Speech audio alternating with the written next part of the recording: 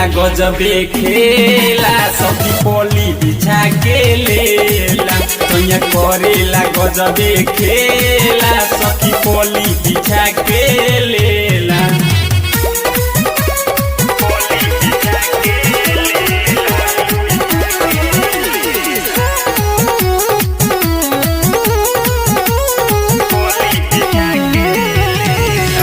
काटेला होट चुसेला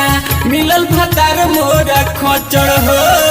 छुके जो बनावा बिगाड़ देला मनावा छोड़ न कवन कसर हो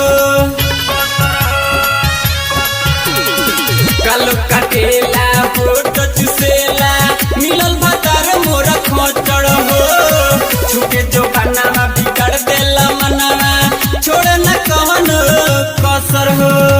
बुझे न दर्द ऐसन बा मरद बुझे न दर्द ऐसन बा मरद सुते न तनको देला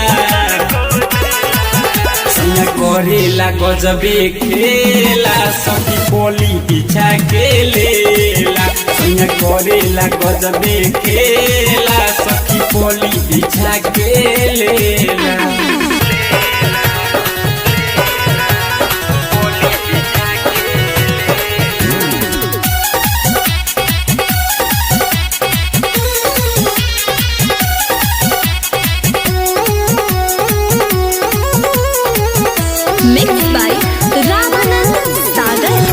परेड करेला न कहबो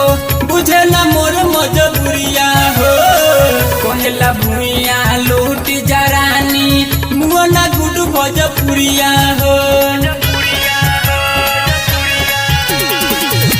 परेड करेला न कहबो बुझे न मोर मजबूरिया हो कहेला भुइया लूट जरानी मुआ न गुड भजपुरिया हो मनी से माही राइटर राकेश से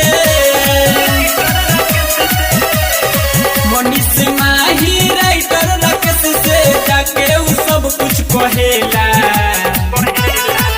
सैया करेला गजबे खेला सखी पोली बिछा के लेला सैया करेला गजबे खेला सखी पोली बिछा के लेला WR Digital Recording Studio, Bettiam।